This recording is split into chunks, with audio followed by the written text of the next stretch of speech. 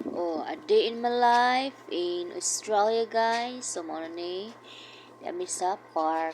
Mamagstayan din sa Perth. So, magbuhat nga ni sa friend ni Perth. So, kumana. Kaya natin may kasal. Nakaroon na alamisa. Restaurant. Kinagdin. Lunch din ni day. Oh, ka-pizza nga way lami.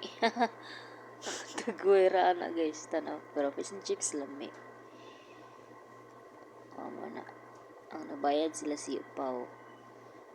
Ang amigos akong bana nga kasla nun. So last year ni siya guys.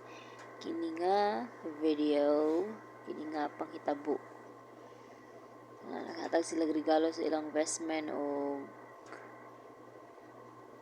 kalimut ko sa ikuan ng usa. Anak man sa amigos akong bana na si Upaw, si Plats. Hatag sila kuan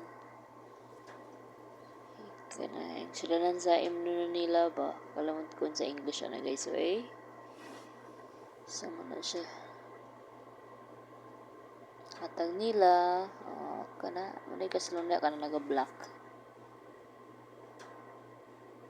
mga dato man ni sila guys way mga dato ano kayo simple ka sa anak na sa Upaw kanang nagkatbang ni pilit kanang batanon o kana pangasaon nun na family papagmama niya mga anak anang bride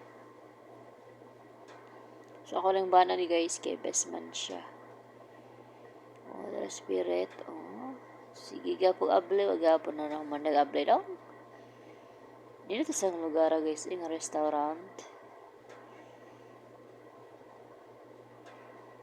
yung kinigay rehearsal nila sa wala pa'y kasal mga 3 days I think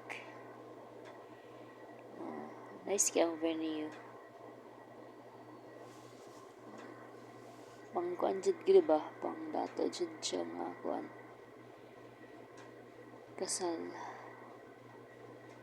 formal sa gid mga kuan sa mga pertahan man gud ang kuan kasal na nun